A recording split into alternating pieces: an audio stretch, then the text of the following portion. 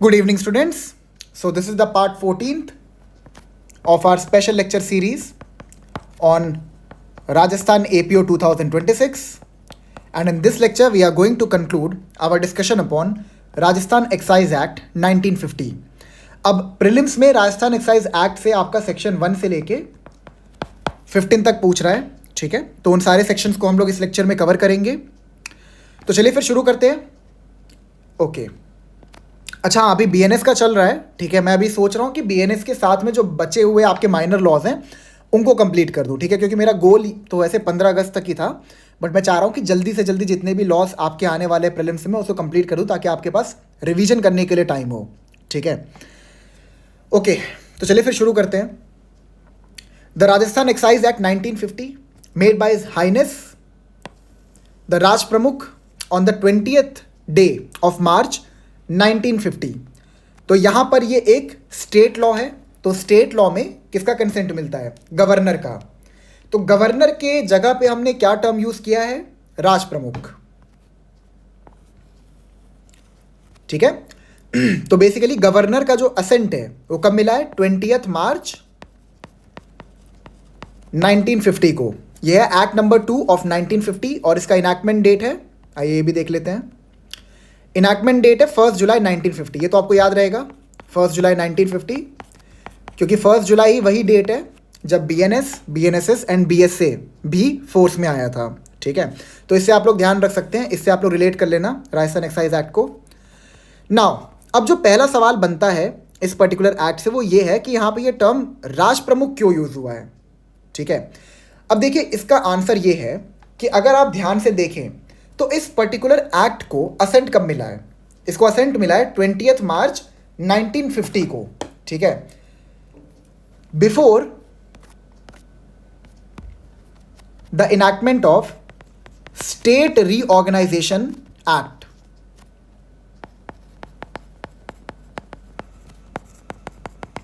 Nineteen 1956 जो states हैं उनको 3 भागों में डिवाइड किया गया था, पार्ट ए, पार्ट बी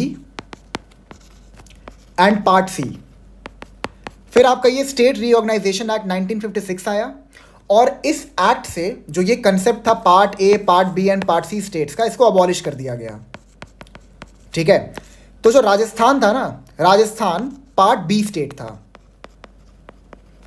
ठीक है। बिफोर 1956 राजस्थान को एक पार्ट बी स्टेट माना जाता था। क्यों इसको पार्ट बी स्टेट मानते थे? पार्ट बी स्टेट्स वो होते थे जो कि कई सारे प्रिंसली स्टेट से मिलके बने हो। किसे कहते थे? पार्ट बी स्टेट्स जो कि कई सारे प्रिंसली स्टेट से मिलके बना हो।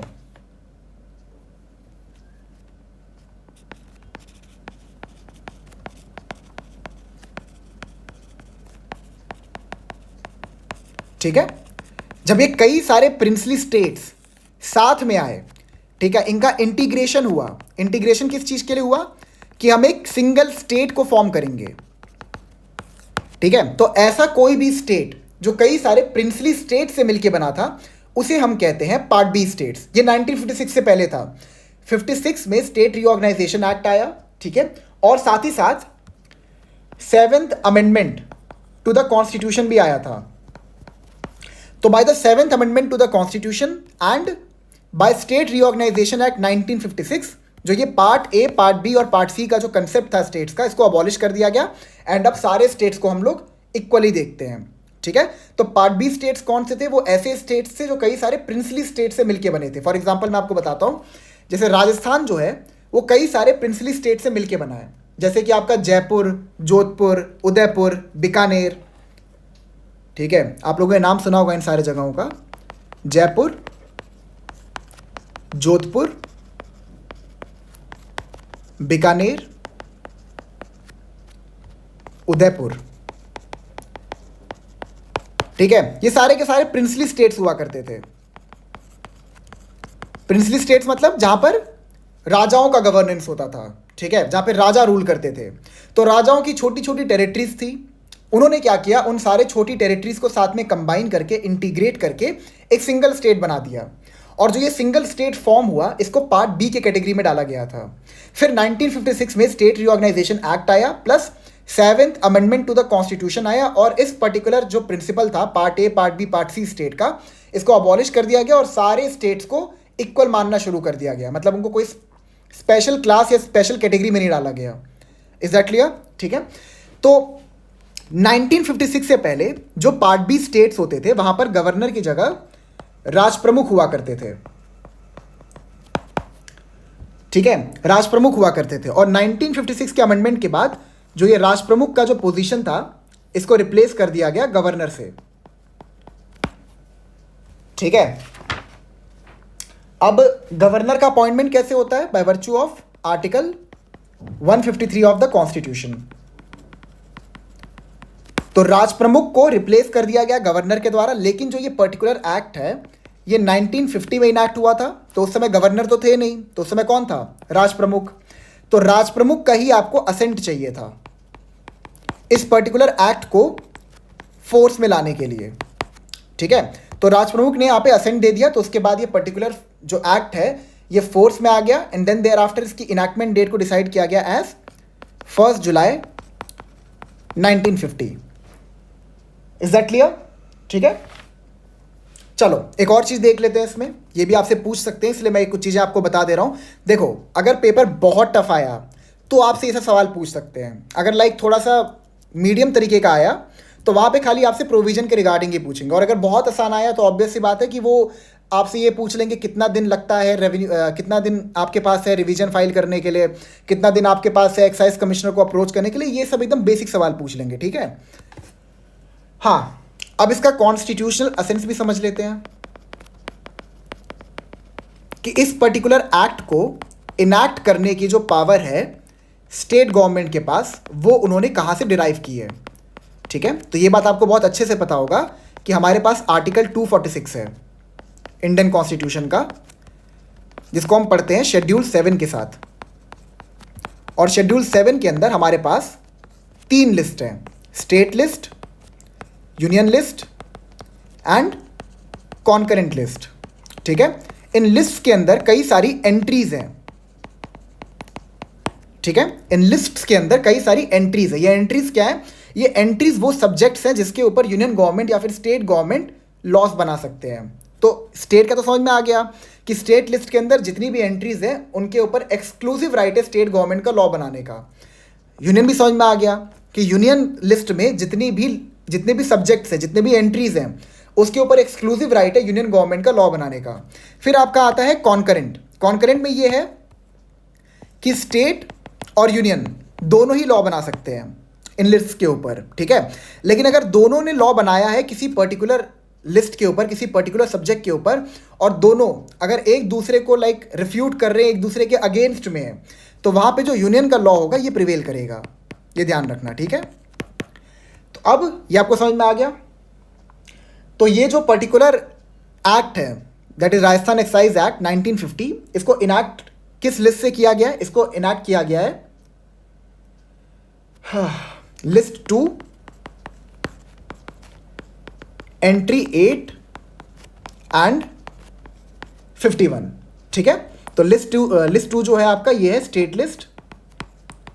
ठीक है, लिस्ट 1 आपका होता है यूनियन लिस्ट और लिस्ट 3 आपका होता है कॉन्करेंट लिस्ट। शॉर्ट में CLUL ऐसे लिख दिया मैंने। ठीक है, तो स्टेट लिस्ट के अंदर जो एंट्री 8 है और एंट्री 51 है, यहाँ से स्टेट गवर्नमेंट ने पावर को डिराइव किया और इस पावर को डिराइव करते हुए उन्होंने राजस्थान एक्साइज एक्ट को इनैक्ट किया। ठीक है, अब ये पर्टिकुलर एक्ट को राज प्रमुख का असेंट कब मिला? 20 मार्च 1950 को। ठीक है, एंड इसकी इनैक्टमेंट डेट क्या रही? 1 जुलाई 1950। ठीक है, इसका एक्ट नंबर क्या है? 2। तो ये सारी चीज़ें आप लोग ध्यान रखिएगा कि स्टेट गवर्नमेंट कहाँ से पावर डिराइव करके इस पर्टिकुलर एक्ट को इनैक्ट की है। प्लस आपको ये पता होना चाहिए कि किसका असेंट मिला है, कब मिला है असेंट, और कब इसका इन्फोर्समेंट डेट डिसाइड किया गया, प्लस इसका एक्ट नंबर क्या है। Is that clear? अब हम लोग प्रोविजंस की तरफ आगे बढ़ते हैं। ठीक है, okay. Short title, extent and commencement. This act may be called the Rajasthan excise act 1950। It extends to the whole of the state of Rajasthan. ठीक है, तो ये कहाँ पर अप्लाई होता है? सिर्फ राजस्थान पे। आगे, it shall come into force on such date as the state government by notification in the official gazette appoint in that behalf. तो ये मैंने आपको बता दिया है ना, 1 जुलाई 1950। अब इसकी डेफिनेशंस पढ़ते हैं, साथ ही साथ मैं आपको बताते हुए चलूँगा कि इसमें कौन कौन से डेफिनेशंस आपके लिए इंपॉर्टेंट है। ठीक है, पहले आपका बियर, ये आपका इंपॉर्टेंट है। ठीक है, ये आपको याद रखना है कि किस पर्टिकुलर सबसेक्शन के अंदर बियर को डिफाइन किया गया है अंडर राजस्थान एक्साइज एक्ट। ठीक है, तो क्या होता है beer? Beer includes ale, stout, porter and all other fermented liquors made from malt. Malt क्या होता है? इसको हम लोग जौ कहते हैं हिंदी में। ठीक है, एक प्रकार का ग्रेन होता है, ये सबको पता ही होगा जौ वैसे क्या होता है, एक प्रकार का ग्रेन होता है। ठीक है, तो यहां पर जो बियर की डेफिनेशन हमारे पास सेक्शन 3 सबसेक्शन 1 के अंदर है, ये एक इंक्लूसिव डेफिनेशन है, एग्जॉस्टिव नहीं है। जहां पे भी इंक्लूड्स यूज हो जाता है वो डेफिनेशन इंक्लूसिव होती है। मतलब जो हमारे पास ये पर्टिकुलर कुछ नाम दिए हुए हैं, इनके अलावा और भी नाम हम इसमें ऐड कर सकते हैं। ठीक है, तो बियर क्या है? बियर ऐसी चीज़ें जो इंक्लूड करे एल, स्टाउट, पोर्टर। अब देखिए एल, स्टाउट और पोर्टर क्या होता है, ये आपको याद रखने की कोई आवश्यकता नहीं है। ठीक है, आपके प्री के लिए ये बिल्कुल भी इंपॉर्टेंट नहीं है कि आपको पता हो कि एल, स्टाउट और पोर्टर क्या होता है, मतलब किस प्रकार के बियर होते हैं। बस आपको ये याद रखना है जो टर्म्स यहाँ पे यूज हुए हैं, that is L, stout and porter. ठीक है, आगे all other fermented liquors made from malt. अब यहां पर क्या कह रहा है?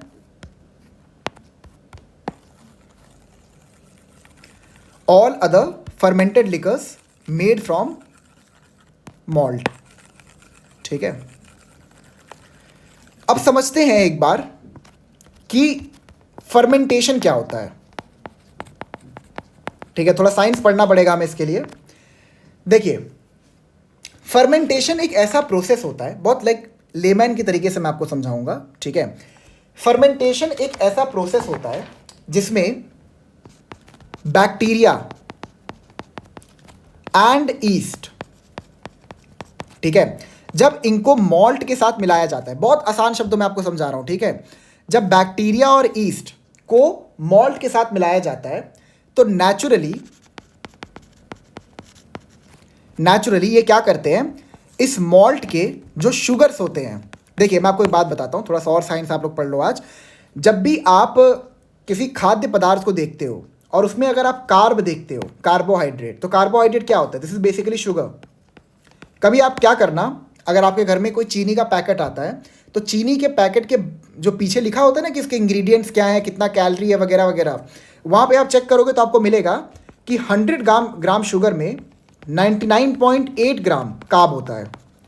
ठीक है, अब कार्ब भी दो प्रकार के होते हैं, सिंपल एंड कॉम्प्लेक्स। ठीक है, कॉम्प्लेक्स कार्ब ऐसे होते हैं जिनको पचने में बहुत टाइम लगता है, सिंपल कार्ब उसे कहते हैं जो बहुत आसानी से पच जाता है। जैसे कि आपका जो फास्ट फूड होता है, ठीक है, जो फास्ट फूड होता है वो सिंपल कार्ब से बनते हैं, इसलिए फास्ट फूड खाने से आपका वजन जल्दी बढ़ता है, बिकॉज वो सिंपल कार्ब्स होते हैं। एंड सिंपल कार्ब्स क्या होते हैं ना, बॉडी में बहुत जल्दी एब्जॉर्ब हो जाता है। कॉम्प्लेक्स कार्ब्स बहुत धीरे धीरे डाइजेस्ट होते हैं, और जब धीरे धीरे डाइजेशन होता है तो उससे क्या होता है कि जो भी उसमें न्यूट्रिएंट्स होते हैं ना, वो प्रॉपरली एब्जॉर्ब होता है आपकी बॉडी में। ठीक है, खैर ये हमारा डिस्कशन नहीं है। हाँ, तो फर्मेंटेशन एक प्रोसेस होता है जिसमें बैक्टीरिया और ईस्ट नेचुरली क्या करते हैं, मॉल्ट के अंदर से जो शुगर्स होते हैं, ठीक है, शुगर्स एंड स्टार्चेस। हाँ देखो बेसिकली क्या होता है, बैक्टीरिया और ईस्ट मॉल्ट के अंदर जो शुगर और जो स्टार्च होता है इसके साथ रिएक्ट करते हैं, इनको बेसिकली खा लेते हैं। आप ऐसे समझ लो, रिएक्ट मतलब मत समझो इसको, खा लेते हैं या फिर इनके साथ रिएक्ट करते हैं, जो भी आपको लिखना है वो सही समझो। ठीक है, रिएक्ट ही लेके चलते हैं, इनके साथ रिएक्ट करते हैं, एंड रिएक्ट करने के बाद वो अल्कोहल, गैस और एसिड प्रोड्यूस करते हैं। ठीक है, क्या प्रोड्यूस करते हैं? Alcohol, gas and acid. ठीक है, अब इसके बाद आता है डिस्टिलेशन का प्रोसेस।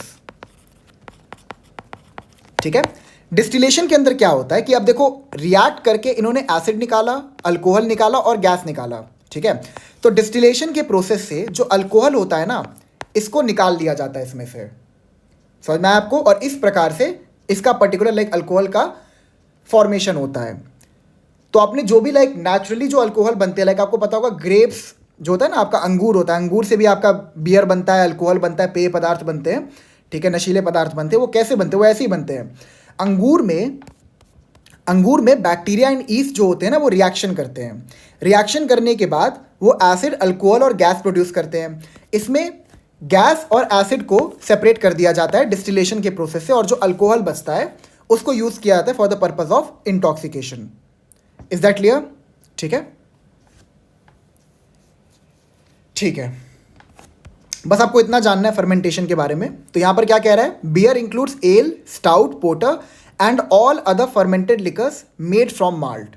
तो आपको यहां पर ये वर्ड्स को याद रखना है, एल, स्टाउट एंड पोर्टर, ठीक है, और ये याद रखना है all others fermented liquors made from malt, ठीक है। ये टर्म्स आपके लिए इंपॉर्टेंट है। देखिए, राजस्थान एक्साइज एक्ट के अंदर आपको जो भी थोड़े टेक्निकल टर्म्स हैं उसको डिटेल में समझने की कोई ज़रूरत नहीं है, आपको बस चीज़ें याद रखनी है। आपको याद रखना है L, stout and porter and all other drinks, all other fermented liquors made from malt, ठीक है। खास करके मॉल्ट टर्म याद रखना है आपको, ठीक है, क्योंकि राजस्थान में ऐसा है, मैं आपको बताता हूँ, राजस्थान में ऐसा है कि वहाँ पे जौ से बहुत प्रकार के पेय पदार्थ बनाए जाते हैं, बहुत प्रकार के अल्कोहल या फिर बेवरेजेस बनाए जाते हैं, ठीक है, इसलिए यहाँ पे मॉल्ट यूज़ हुआ है। आगे देखते हैं, अबू एरिया, ठीक है, ये भी आपका इंपॉर्टेंट है, सबसेक्शन आपसे खाली पूछ सकता है, ठीक है। Abu area means the territory comprised in the Abu road taluka of Banaskantha district. Taluka क्या होता है,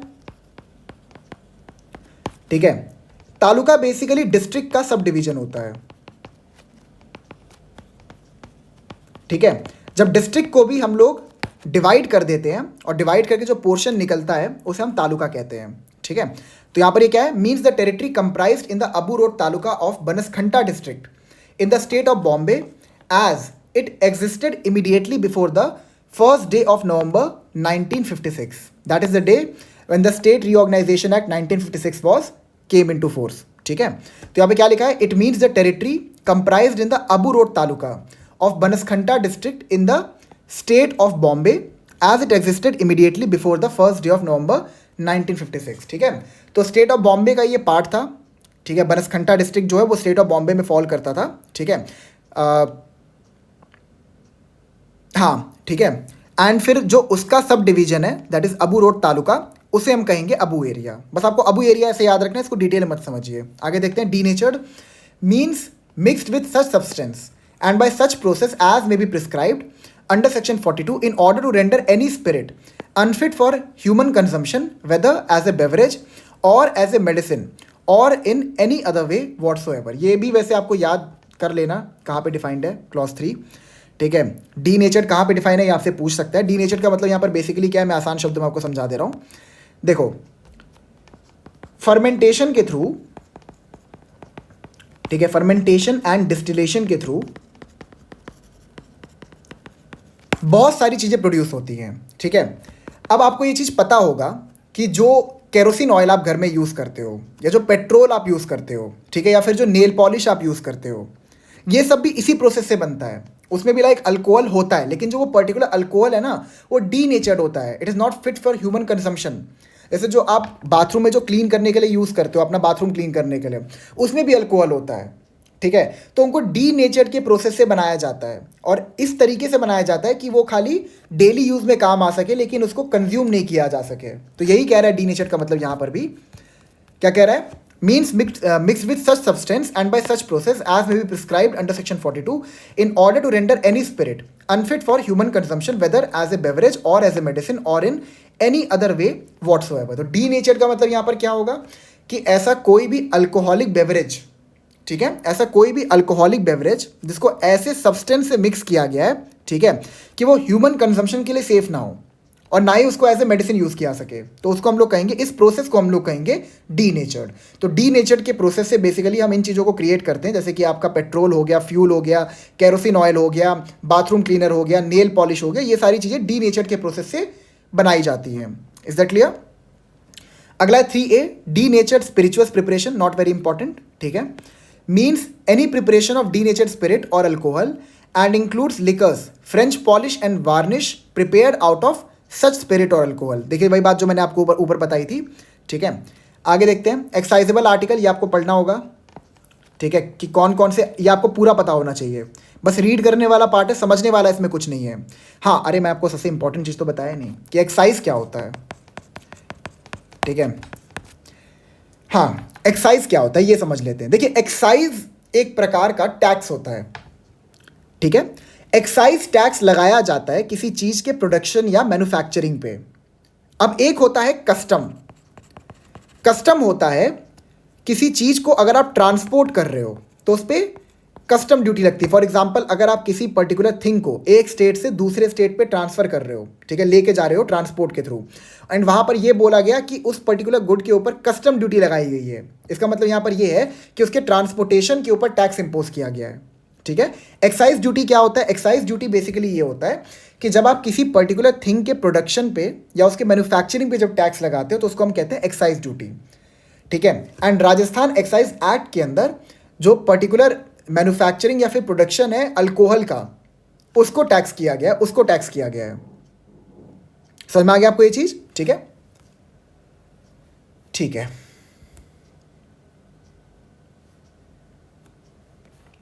चलो एक्साइजेबल आर्टिकल पढ़ते हैं। Means and includes spirit, fermented liquor or any alcoholic liquor for human consumption or denatured spirit or denatured spirituous preparation. तो यहां पर एक्साइजेबल article में आपका स्पिरिट भी आएगा, फर्मेंटेड लिकर भी आएगा, एनी अल्कोहलिक लिकर भी आएगा फॉर ह्यूमन कंजम्पशन, मतलब बेसिकली कोई भी अल्कोहल जो ह्यूमन कंज्यूम कर सके, प्लस कोई भी ऐसा सब्सटेंस जो डी नेचर के प्रोसेस से बना है, ठीक है, जो ह्यूमन कंजम्पशन के लिए फिट नहीं है, वो भी आएगा। ये सारी की सारी चीज़ें एक्साइजेबल आर्टिकल के अंदर आएंगी, ठीक है, मतलब इनके मैन्युफैक्चर या प्रोडक्शन के ऊपर टैक्स इंपोज किया जा सकता है। अगला है एनी इंटॉक्सिकेटिंग ड्रग, किसी भी प्रकार का अगर नशा देने वाला ड्रग है तो उस पर भी टैक्स इंपोज किया जा सकता है। थर्ड, स्टिल्स और other appliances for distillation. Stills क्या होता है? स्टिल्स बेसिकली हम उस पर्टिकुलर अप्लायंस को कहते हैं जिससे कि फर्मेंटेशन किया जाता है, सॉरी डिस्टिलेशन किया जाता है, ठीक है। तो जो पर्टिकुलर वो सामान है, लाइक जो वो ऐसे पर्टिकुलर सामान है जिसके थ्रू मैन्युफैक्चरिंग होता है या प्रोडक्शन होता है अल्कोहल का, उसके ऊपर भी एक्साइज ड्यूटी इंपोज की जा सकती है, ठीक है। फर्मेंटेड वॉश और अदर मटेरियल फॉर डिस्टिलेशन, ठीक है। अब बेसिकली बता रहा हूँ ये क्या है। फर्मेंटेड वॉश मतलब एक प्रकार का ऐसा प्रोसेस है जिसके थ्रू किसी स्पिरिट को कन्वर्ट किया जाता है रम, विस्की, वोडका, इन सब चीज़ों में, ठीक है। लाइक उसमें अल्कोहल की क्वांटिटी कम होती है फर्मेंटेड वॉश में, और उसकी अल्कोहल की क्वांटिटी को इंक्रीज करके उसको रम, विस्की या फिर वोडका बनाया जाता है, ठीक है। और अदर मटेरियल फॉर डिस्टिलेशन आगे, or any other article which the state government may from time to time declare to be an excisable article for the purpose of this act. तो यहाँ पर आपको क्या ध्यान रखना है सबसेक्शन 4 के अंदर कि एक्साइजेबल आर्टिकल के अंदर सारे बेवरेजेस भी आएंगे, प्लस उनको प्रोड्यूस या फिर मैन्युफैक्चर करने के लिए जो हमें अप्लायंसेस चाहिए वो भी कवर होंगे, ठीक है। तो इसको एक दो बार पढ़ लेना, आप लोग याद कर लेना, इंपॉर्टेंट है। ये पूछ सकता है 4 ऑप्शन में डाल के पूछ सकता है आपसे कि इनमें से कौन सा है और कौन सा नहीं है, कंफ्यूज हो जाओगे, तो याद करके जाना इसको, ठीक है। हेरिटेज लिखो, इसको छोड़ दो। अगला है एक्साइज कमिश्नर, ये भी वैसे आपसे पूछेगा नहीं, ठीक है, लेकिन इसमें बस इतना जान लो कि एक्साइज कमिश्नर का जो अपॉइंटमेंट है वो स्टेट गवर्नमेंट करती है। 6 पे आते हैं। Excise duty means any duty of excise imposed by or under this act on excisable articles manufactured or produced in those parts of the state of Rajasthan to which this act extends। तो यहाँ पर क्या कह रहा है excise duty क्या होगा? Excise duty basically हम इम्पोज कर रहे हैं for the purpose of manufacturing और प्रोड्यूसिंग एनी एक्साइजेबल आर्टिकल। मतलब इनका ये जो हमारे पास आर्टिकल है ना सबसेक्शन 4 के अंदर, इनके प्रोडक्शन या मैन्युफैक्चरिंग के लिए अगर कोई भी प्रोसेस इन्वॉल्व है, कोई भी चीज़ इन्वॉल्व है, तो वो सारी की सारी चीज़ों पे एक्साइज ड्यूटी इंपोज किया जा सकता है। Excise officer means any officer or person other than the excise commissioner appointed under section 9 or invested with powers of an excise officer under this act, ठीक है। तो एक्साइज ऑफिसर कौन है? Other than excise commissioner, और इनका appointment जो है वो भी स्टेट गवर्नमेंट करती है, ठीक है। और invested with powers of an excise officer under this act, तो इनका अपॉइंटमेंट भी हो सकता है, प्लस अगर कोई पब्लिक सर्वेंट है तो उसके ऊपर स्टेट गवर्नमेंट जो है वो कन्फर कर सकती है एक्साइज ऑफिसर की पावर को, ठीक है। ये वैसे इतना इंपॉर्टेंट नहीं है, ये भी इंपॉर्टेंट नहीं है, ये भी नहीं है, ये भी नहीं है। आगे देखते हैं एक्साइज रेवेन्यू, ये भी आपका इंपॉर्टेंट नहीं है। हाँ, means revenue derived or derivable from any payment, duty, fee, tax, fine or confiscation imposed or ordered under the provisions of this act or of any other law for the time being in force relating to liquor और intoxicating drugs, ठीक है। इसको आप लोग read कर लेना, not very important. Basically यही है कि एक्साइज रेवेन्यू हम किसे कहेंगे? ऐसा कोई भी रेवेन्यू जनरेट किया गया है by payment of duty, fee, tax, fine or confiscation, ठीक है। एक्सपोर्ट नॉट इंपॉर्टेंट, छोड़ दो इसको। फर्मेंटेड लिकर, ये हाँ ये बहुत इंपॉर्टेंट है, फर्मेंटेड लिकर, ठीक है। ये पूछा भी है पहले, ये आपको पता होना चाहिए। Fermented liquor means wine, pachari जिसको हम पचवाई भी कहते हैं, and fermented tari and any other liquor that may from time to time be declared by the state government to be fermented liquor. ये जो टर्म्स यूज हुए हैं ना, ये आपको पता होना चाहिए, खास करके ये तीनों, वाइन, पचवारी एंड फर्मेंटेड तरी। ठीक है, ये फर्मेंटेड लिकर के कैटेगरी में फॉल करते हैं। ठीक है, तो ये आपसे पूछ लेगा, ऐसे पूछ देगा लाइक 4 ऑप्शन देके, लाइक बियर, ठीक है, फिर लिख देगा वोडका एंड और क्या ले सकते हैं यार, मैं पीता नहीं हूँ तो मेरे को पता नहीं है क्या क्या होता है। बियर, वोडका, चलो रम ले लो, ठीक है, रम ले लो, एंड फिर डाल देगा पचवाई और पूछ देगा इसमें से कि फर्मेंटेड लिकर कौन सा है, तो आपको पचवाई पे टिक करना है। ठीक है, या फिर डाल देगा वाइन, या फिर डाल देगा फर्मेंटेड तरी। तो ये चीज़ आपको पता होनी चाहिए। ठीक है, बहुत इंपॉर्टेंट है, सेक्शन 10 पहले पूछा है ये। 13 आप लोग छोड़ दो, 14 पे आ जाओ, ये भी इंपॉर्टेंट है 14। ठीक है, intoxicating drug means the leaves, small stalks and flowering or fruiting tops of the hemp plant including all forms known as bhang, siddhi or ganja. Basically मैं आपको बताता हूँ क्या है। कैनाबिया सैटिवा, ठीक है, कैनाबिया सैटिवा एक प्लांट होता है जिसके थ्रू कई प्रकार के नशीले पदार्थ बनाए जाते हैं। जो भांग आपने नाम सुना है ना, भांग या फिर गांजा, ये सारी की सारी चीज़ें ना कैनेबिया सैटिवा से ही बनती है। ये एक पौधा है, ठीक है, हेम्प प्लांट कहते हैं इसको हम लोग, हमारे देसी भाषा में इसको हम लोग गांजे का पौधा कहते हैं। ठीक है, इसकी आपने पत्तियाँ देखी होंगी मूवीज़ वगैरह में, ऐसी कुछ होती है इसकी पत्तियाँ, ये ऐसी कुछ, मतलब मेरे को यार याद नहीं है बट ऐसा ही कुछ होता है। ठीक है, हरा हरा पत्ता होता है इसका, ये मैं बताता हूँ, रुको, ऐसे, हाँ ऐसा ही कुछ होता है। ठीक है, ऐसी कुछ पत्तियाँ होंगी, हाथ जैसा ही लगता है। ठीक है, हरा हरा पौधा होता है ये, तो इसको हम लोग गांजे का पौधा कहते हैं, गांजा। ठीक है, इंग्लिश में इसको हेम्प प्लांट कहते हैं और इसका साइंटिफिक टर्म है कैनाबिया सैटिवा। तो ये आपको पता होना चाहिए, ये बहुत इंपॉर्टेंट है कि हेम्प प्लांट का साइंटिफिक नेम क्या है, दैट इज कैनाबिया सैटिवा। ठीक है, तो इंटॉक्सिकेटिंग ड्रग का मतलब क्या है, leaves, stocks, flowering or fruiting tops of the hemp plant, मतलब हेम्प प्लांट का जितना भी हिस्सा है सब कुछ इंटॉक्सिकेटिंग ड्रग्स में आता है। ठीक है, अब चाहे हम इसको किसी भी नाम से जानते हो हेम्प प्लांट को, चाहे वो भांग हो, सिद्धि हो या गांजा हो। ठीक है, आगे चरस। अब चरस क्या होता है, that is the resin obtained from the hemp plant which has not been submitted to any manipulations other than those necessary for packing and transport। देखिए बेसिकली क्या होता है, जैसे जो हेम्प प्लांट होता है ना, ये मान लो इसकी डंठल है, अगर आप इसमें कट लगा देते हो, ये मैंने कट लगा दिया, ठीक है, तो काटने के बाद ना इसमें हल्का सा कुछ वाइट लिक्विड निकलने लगता है। आपने देखा होगा, लाइक रबर का पेड़ होता है ना, उसको आप थोड़ा काट दो तो सफ़ेद कलर का उसमें से कुछ निकलने लगता है, वो क्या होता है आपको पता है, उसको हम रेजिन कहते हैं, इसी को हम रेजिन कहते हैं, RESIN। ठीक है, अब देखो हेम्प प्लांट का जो मतलब जो उसको बदनाम किया गया वो ऐसा है कि इसका कोई भी पोर्शन आप निकाल लो सबसे नशा होता है। ठीक है, तो जो रेजिन होता है ना, इसको हम चरस कहते हैं, इसी से चरस बनता है। बहुत सारी चीज़ें बनती हैं, मेरे को तो गांजा, मेरे को लाइक मैंने खाली सुना है गांजा, भांग, ठीक है, एक कुछ होता है OG करके होता है, I don't know what is this, ठीक है, कुछ होता है ये, एंड लाइक चरस, ये सारी की सारी चीज़ें ना इसी पर्टिकुलर पौधे से ही निकलती है, ये ध्यान रखना। ठीक है, तो चरस जो होता है वो भी यहाँ पर हेम्प प्लांट के अंदर फॉल करेगा, उसको भी हम इंटॉक्सिकेटिंग ड्रग कहेंगे। Is that clear? ओके, अच्छा, ये जो सफ़ेद सफ़ेद निकलता है, निकलता क्यों वैसे जनरली? ये निकलता है ताकि पौधे खुद को बचा सकें डैमेज से, या फिर इंसेक्ट से, या फिर जर्म से। ठीक है, इसका पर्पज़ ये होता है। लेकिन देखो हम ह्यूमन बींग्स, हम कितने एडवांस हैं, वहाँ पे वो पौधा खुद को बचाने के लिए एक सफ़ेद लिक्विड निकाल रहा है, उस सफ़ेद लिक्विड से हम ह्यूमन बींग से नशा करना शुरू कर दिया। ठीक है, अब खैर इसको नशे के तौर पे मत देखिए, आपको बता दूँ ये जो पर्टिकुलर पौधा ये इतना इंपॉर्टेंट है, बहुत सारे इंपॉर्टेंट मेडिसिन्स इससे बनते हैं। ठीक है, जैसे मैं आपको बताता हूँ, जो आप PCM लेते हो फीवर के टाइम पे, तो PCM वगैरह लेने के बाद आपको नींद आती है ना, वो नींद इसी की वजह से आती है, इन्हीं चीज़ों की वजह से आती है। कई सारे पौधे के कुछ मिश्रण जो हैं उसमें मिलाए जाते हैं, जो नशीले पौधे होते हैं उनके कुछ मिश्रण मिलाए जाते हैं ताकि आपको स्लीपी फील हो। ठीक है, any mixture with or without neutral materials of any of the above forms of intoxicating drug or any drink prepared there from.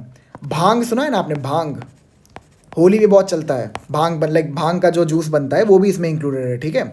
Any mixture with or without neutral materials of any of the above forms of intoxicating drug or any drink prepared therefrom, ठीक है। मतलब यहाँ पर intoxicating drug के अंदर हमने ऊपर की जो कैटेगरीज पढ़ी हैं, रेजिन हो गया, ठीक है, उसके फ्लावरिंग टॉप्स हो गए, ये सारी चीज़ें अगर इसको मिक्स करते हैं, ठीक है, अगर इनको मिक्स करके कोई भी इंटॉक्सिकेटिंग ड्रग अगर बनाया जाता है तो वो भी इसके अंदर फॉल करेगा।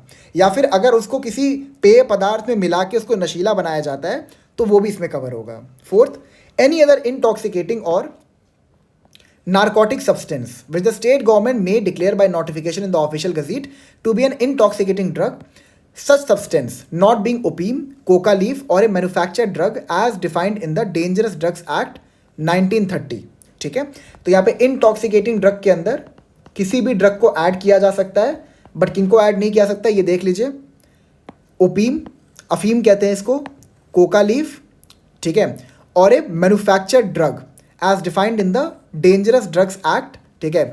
इसमें आपका मेथ आ जाता है, ठीक है, लाइक ब्लू कलर के क्रिस्टल्स होते हैं, अगर आपने वो सीरीज़ देखी होगी ब्रेकिंग बैड, ठीक है, तो वहाँ पे आपको लाइक उसमें आपको देखने को मिलेगा मेथ जो है, ठीक है। तो मेथ जो है वो एक मैन्युफैक्चर्ड ड्रग होता है, ठीक है, इसको बनाया जाता है साइंटिफिक प्रोसेसेस के थ्रू, ठीक है, एंड बहुत ही डेंजरस होता है। लाइक इसका नशा बहुत, मैंने लाइक सीरीज़ में ही देखा है, ऑब्वियस सी बात है, इसका नशा बहुत खतरनाक होता है एंड बहुत जल्दी लोग इससे एडिक्ट भी हो जाते हैं। अभी थाईलैंड में ना मेथ की बहुत बड़ी प्रॉब्लम चल रही है, अगर आप थोड़ा बहुत न्यूज़ फॉलो करते होगे तो आपको पता होगा थाईलैंड में भी मेथ की बहुत बड़ी प्रॉब्लम चल रही है, ठीक है।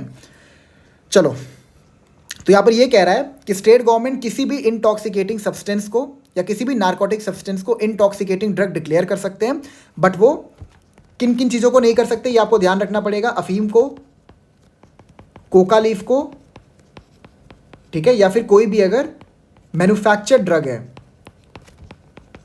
Manufactured drug as defined under dangerous drugs act 1930। ये तीनों आपको याद रखने हैं, बहुत इंपॉर्टेंट है, ठीक है, ये आपसे पूछ सकते हैं। अगला है लैंस्ड पॉपी हेड्स, ये इसका वैसे आपको सबसेक्शन याद रखने की ज़रूरत नहीं है, बट इसका एक बार डेफिनेशन पढ़ लेते हैं। Means the capsules of the afeem poppy plant whether in their original form or cut, crushed or powdered from which juice has been extracted, ठीक है। तो लैंस पॉपी हेड हम किसे कहते हैं? ऐसे कैप्सूल्स जिनको बनाया जाता है अफीम के पौधे से, ठीक है, बस इतना ध्यान रखो, ऐसे कैप्सूल्स जिनको बनाया जाता है अफीम के पौधे से। अब ये कैप्सूल का जो फॉर्म है वो क्रश्ड भी हो सकता है, पाउडर भी हो सकता है, डजंट मैटर, ठीक है, कटा हुआ भी हो सकता है, किसी फॉर्म में हो सकता है, ये सारी की सारी चीज़ें लैंस्ड पॉपी हेड्स के अंदर कवर होगा, ठीक है। लिकर इंपॉर्टेंट है, ये आपको पता होना चाहिए, ठीक है, ये आपको इसका सबसेक्शन याद रखना है। आगे, liquor means intoxicating liquor and include spirit of wine, spirit, heritage liquor, wine, tari, pachwai, beer and all liquid consisting of or containing alcohol, as also any substance which the state government may from time to time by notification in the official gazette declare to be liquor for the purpose of this act। तो आसान शब्दों में बस ऐसे समझ लो कि liquor हम उसे कहेंगे जिसमें कि अल्कोहल हो। बस इतना ध्यान रखो कि जिस भी चीज़ में अल्कोहल होगा वो लिकर के कैटेगरी में फॉल करेगा by virtue of Rajasthan excise act 1950। ये भी इंपॉर्टेंट है, मैजिस्ट्रेट की डेफिनेशन, ठीक है। मैजिस्ट्रेट में कौन आएगा? फर्स्ट क्लास मैजिस्ट्रेट, ये ध्यान रखना आप लोग। मैन्युफैक्चर पे आते हैं, मैन्युफैक्चर भी इंपॉर्टेंट है। Includes every process whether natural or artificial by which any excisable article is produced or prepared wholly or partly and also redistillation and every process for the rectification, reduction, flavouring, blending or colouring of liquor. इसको आप लोग read कर लेना, not very important, समझाने के लिए कुछ नहीं है। Molasses means the mother liquor produced in the final stage of the manufacture of sugar or khandsari sugar by the vacuum pan process or open pan process from sugarcane or gur. Basically जब sugar cane or गुड़ का production होता है ना, तो एक brown colour का liquid निकलता है, उसे हम मदर लिकर भी कहते हैं और मोलेसिस भी कहते हैं, ठीक है। तो ये याद रखना, मोलेसिस को अगर आपसे एग्जाम में पूछ दे कि मोलेसिस को किस और नाम से जाना जाता है, तो ये आपको ध्यान रखना है मदर लिकर, बस ये आपके लिए इंपॉर्टेंट है, ठीक है। बाकी इसमें आपको बाकी चीज़ें नहीं पढ़ने की आवश्यकता है। आगे, पचावई बहुत इंपॉर्टेंट है, ठीक है, पचावई पूछा भी है किस सब सेक्शन के अंदर डिफाइंड है एक्साइज एक्ट के अंदर। Means fermented rice, millet or other grain whether mixed with any liquid or not and any liquid obtained therefrom whether diluted or undiluted, ठीक है। तो बस ये याद रखना कि कहाँ पे डिफाइंड है पचावई। अगेन मैं आपको बता रहा, इन टर्म्स की मतलब को समझने की कोई आवश्यकता नहीं है कि एल, स्टाउट और पोर्टर में क्या डिफरेंस होता है, पचावई क्या होता है, तरी क्या होता है, ये सब आपको जानने की कोई ज़रूरत नहीं है। वो सारे साइंटिफिक चीज़ें हैं, वो आपके एग्जाम में नहीं आएगा, आपसे वो खाली आपके रिटेंशन पावर को चेक करेंगे प्रीलिम्स में, और मेंस में भी इनसे उतने सवाल नहीं बनते। लाइक आपको साइंटिफिक प्रोसेस नहीं पूछेंगे, ज़्यादा से ज़्यादा फर्मेंटेशन या डिस्टिलेशन, इसके रिगार्डिंग थोड़ी बहुत नॉलेज आपको देनी पड़ सकती है आंसर राइटिंग के टाइम पे। मेंस में वो भी, प्रीलिम्स में नहीं आएगा, ठीक है। मेंस में ज़रूरत पड़ सकती है, लेकिन प्रीलिम्स में इसकी कोई नीड नहीं है। तो बस इतना समझ लो, पचवई का मतलब होता है fermented rice, millet or other grain whether mixed with any liquid or not, and any liquid obtain therefrom whether diluted or undiluted, ठीक है। डाइल्यूटेड मतलब होता है जब वो डिस्टिलेशन के प्रोसेस से निकल जाता है, अनडाइल्यूटेड मतलब होता है जब वो अनडिस्टिल्ड रहता है, मतलब उसका डिस्टिलेशन नहीं होता है, तो ठीक है। आगे देखते हैं। प्लेस नॉट इंपॉर्टेंट छोड़ दो, सेल भी छोड़ दो, स्पिरिट भी छोड़ दो, ये भी छोड़ दो, ठीक है। ये थोड़ा सा इंपॉर्टेंट है स्टिल, एक बार इसको पढ़ लेना। Still includes any part thereof and any other apparatus for distillation or manufacture of spirit, ठीक है। तरी, ये भी याद कर लेना, ये भी आपसे पूछ सकता है किस सबसेक्शन में डिफाइंड है, ये छोड़ दो। तोला बहुत इंपॉर्टेंट है ये मेरे ख्याल से, मैं मतलब ऐसे मैं तुक्का मार रहा हूँ, ठीक है, बट अगर राजस्थान एक्साइज एक्ट से कोई सवाल बनेगा ना तो तोला से बनने की बहुत चांस है, ठीक है। अभी समझाता हूँ ये क्या है, पहले तरी पढ़ लेते हैं। तरी means fermented or unfermented juice drawn from any kind of palm tree. तो कोई भी फर्मेंटेड, ये याद रखना, पाम ट्री, ये टर्म याद रखना, ठीक है। ये आपसे पूछ सकता है तरी का मतलब क्या होता है, तो आप क्या लिखोगे, any fermented or unfermented juice drawn from palm tree. ये आपसे क्या करेगा ना, मैं आपको बताता हूं, ये ना, ये सारी चीजें आपसे पूछ देंगे मेंस में। 5 नंबर का सवाल आ जाएगा कि तरी को डिफाइन करो या फिर पचावई को डिफाइन करो, ठीक है। तो अलग से मेंस के लिए मैं लेक्चर बनाऊंगा, बट अभी आपको समझा रहा हूं। अगर आपसे मेंस से पूछता है, ठीक है, प्रीलिम्स में ये पूछ देगा कि तरी क्या होता है, ठीक है, और लिख देगा कि ऐसा कोई जूस जो कि पाया जाता है पाम ट्री से, कैनाबी हेम्प से, जो भी है हेम्प प्लांट से, या फिर बरगद के पेड़ से, ऐसे ऑप्शंस दे देगा और वो आपको कंफ्यूज कर देगा। तो आपको ये ध्यान रखना है, कोई भी फर्मेंटेड या फिर अनफर्मेंटेड जूस अगर लिया जाता है फ्रॉम अ पाम ट्री तो उसको हम तरी कहते हैं, ठीक है। टू बॉटल छोड़ दो, ये तोला देख लो, तोला क्या होता है। तोला मीन्स अ वेट ऑफ, अब यहाँ पर ये जो टर्म है ना, ये गलत यूज़ हुआ है, मतलब मैं आपको बता रहा हूँ कई सारे मिस्टेक्स हैं इस बेरक के अंदर, ठीक है। तो ये है 180 ग्राम्स ट्रॉय नहीं है, ठीक है, ये है 180 ट्रॉय ग्रेन्स, ठीक है। तो 180 troy grains it is equal to 11.638 grams. ये आपको याद रखना है, बस याद रखने वाली चीज़ है, समझना कुछ नहीं है आपको इसमें कि ट्रॉय क्या होता है, ये 180 ट्रॉय ग्रेन्स क्या होता है, और ये 11.638 ग्राम्स क्यों है, ये आपको नहीं समझना है। आपको बस इतना समझना है कि 180 troy grains is equal to 11.638 grams, ठीक है। तो मैंने आपको सारे इंपॉर्टेंट टर्म्स आपको बता दिए हैं। तोला इंपॉर्टेंट है, बहुत इंपॉर्टेंट है, इसको पढ़ के जाना, छोड़ना मत, 3-4 बार रिवीजन कर लेना, मैं वार्निंग दे रहा हूँ, ठीक है। तरी हो गया, स्टिल ये इतना इंपॉर्टेंट नहीं है, इसको छोड़ देना, ठीक है। पचवई बहुत इंपॉर्टेंट है, ठीक है। मैन्युफैक्चर भी छोड़ दो, कोई दिक्कत नहीं है। मजिस्ट्रेट आपको पता होना चाहिए कहाँ पे डिफाइंड है। लिकर बहुत इंपॉर्टेंट है, ये भी इंपॉर्टेंट है थोड़ा बहुत। लैंड्स पॉपी हेड्स पूछ सकते हैं कहाँ पे डिफाइंड है, ठीक है। बस आपको इतना ध्यान रखना है कि अफीम पॉपी प्लांट से लैंड्स पॉपी हेड को प्रोड्यूस किया जाता है, ठीक है। आगे आपका intoxicating drug very important, fermented liquor important, ठीक है। बियर, अबू एरिया एंड डी नेचर्ड, ये तीनों इंपॉर्टेंट है, ठीक है। और ये भी एक्साइजेबल आर्टिकल। चलो आगे बढ़ते हैं सेक्शन 4 की तरफ। अब इसके बाद ना कोई बहुत इंपॉर्टेंट सेक्शंस है नहीं, कुछ सेक्शंस को छोड़ दे तो मैं आपको बता दूंगा क्या क्या है। पहला है power of state government to declare what is to be deemed liquor.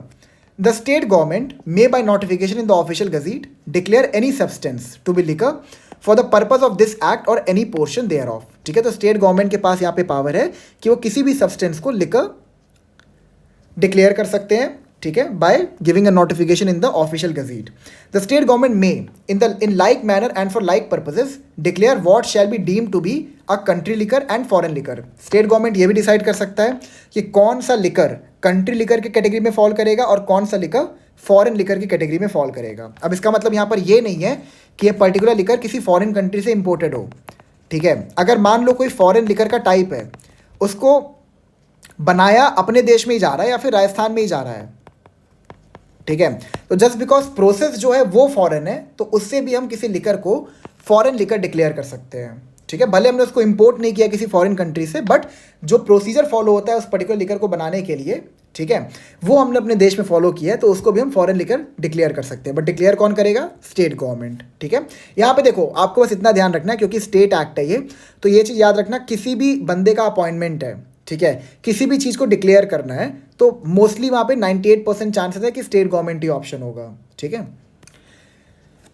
Section 5, power of state government to declare limit of sale by retail. अब ये थोड़ा इंपॉर्टेंट है। ठीक है, हाँ, the state government may by notification in the official gazette declare with respect either to all the territories of the state of Rajasthan to which this act extends or to any local area comprised therein, and as regards purchasers generally or for any specified class of purchasers generally or for any occasion, what quantity of any excisable article shall for the purpose of this act be the limit of sale by retail। अब यहाँ पर क्या बोल रहा है?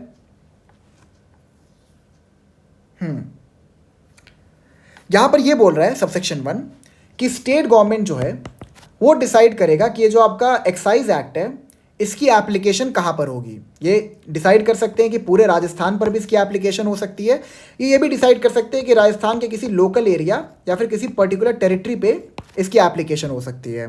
Plus इस act के अंदर स्टेट गवर्नमेंट के पास ये भी पावर है कि वो डिसाइड कर सकते हैं या डिक्लेयर कर सकते हैं कि रिटेल में, रिटेल का मतलब क्या होता है? जब फाइनली कंज्यूमर के पास किसी सामान को पहुंचाया जाता है, जैसे मान लो आप जब दुकान से कोई सामान खरीदने जाते हो तो वहाँ पर क्या होता है? वो फाइनल सेल होता है। ठीक है, दुकानदार जब आपको सामान बेच देता है फाइनल सेल होता है। फाइनल सेल उसको क्यों कहते हैं? क्योंकि अब आप उसको रीसेल नहीं कर सकते या फिर आप उसको रीसेल नहीं करोगे जनरली। ठीक है, उससे पहले ये होता है ना कि जितने भी बीच के आपके यहाँ पर इंटरमीडियरीज होते हैं वो उसको खरीदते हैं for the purpose of selling it आगे बेचने के लिए। ठीक है, जब एक बार आपके पोजीशन में वो सामान आ जाता है तो आप उसको रीसेल नहीं कर सकते। तो रिटेल का मतलब यही होता है कि जो फाइनली जब किसी कंज्यूमर के पास वो सामान पहुंच जाता है तो हम कहते हैं कि उस पर्टिकुलर आइटम का रिटेल हो गया। ठीक है, अब यहाँ पर ये भी कह रहा है कि स्टेट गवर्नमेंट ये डिसाइड कर सकती है कि कोई एक्साइजेबल आर्टिकल अगर है, ठीक है, तो उसका रिटेल क्वांटिटी कितना होगा। जैसे मान लो अगर दारू है, ठीक है, मान लो बियर है, तो वो डिसाइड कर सकते हैं कि सिर्फ एक बार में एक इंडिविजुअल 2 बियर खरीद सकता है। Is that clear? वो साथ ही साथ ये भी डिसाइड कर सकते हैं कि क्या एज लिमिट होगा, जैसे लिखा हुआ है ना क्लासेस ऑफ पर्सन्स। ठीक है, तो क्या एज लिमिट होगा या फिर कौन पर्टिकुलर पर्सन होंगे जो इस पर्टिकुलर चीज़ को खरीद सकते हैं, वो ये भी डिसाइड कर सकते हैं। Is that clear? ठीक है, मतलब बेसिकली यहाँ पर सेक्शन 5 के अंदर ये है कि हम स्टेट गवर्नमेंट को हमने ये पावर दी है कि वो डिसाइड कर सकते हैं कि कोई अगर पर्टिकुलर एक्साइजेबल आर्टिकल है तो उसका रिटेल कितना हो सकता है एक बार में। जैसे आपको पता है ना, आप कई बार कोई चीज़ खरीदने जाते हो तो उस पर कुछ लिमिट होती है कि एक बार में आप खाली इतना खरीद सकते हो या फिर इतना खरीद सकते हो, है कि नहीं? तो वो जो इतना खरीद सकते हो वाली जो पावर है डिसाइड करने की, वो स्टेट गवर्नमेंट के पास है। और स्टेट गवर्नमेंट इसके अंदर ये भी डिसाइड कर सकते हैं कि कौन खरीद सकता है, कौन क्लास ऑफ पर्सन खरीद सकते हैं। ठीक है, clause 2, the sale of any excisable article in any quantity in excess of the quantity declared in respect thereof under subsection 1 as the limit of sale by retail shall be deemed to be sale wholesale। अब यहाँ पर ये कह रहा है कि subsection 1 के अंदर जो रिटेल डिसाइड किया गया है, अगर उसके एक्सेस में बेचा गया है, ठीक है, एक्साइजेबल आर्टिकल को, तो उसे हम कहेंगे होलसेल। अच्छा, ये कितना अजीब है ना कि हम उसको होलसेल कह रहे हैं। हम ये नहीं कह रहे कि आपने कोई अपराध किया है। हमने अगर ये डिसाइड किया है कि आप एक बार में खाली 2 बियर खरीद सकते हो एक दिन में, आपने 4 खरीद ली, तो हम ये नहीं कह रहे कि आपने अपराध किया है। हम ये कह रहे हैं कि जो वहाँ पे जो ट्रांजैक्शन हुआ है वो होलसेल का ट्रांजैक्शन हुआ है। इसको कहने का पर्पज़ यहाँ पर ये है, मैं आपको बताता हूँ। बेसिकली होलसेल का मतलब क्या होता है? Exceeding the limit of retail.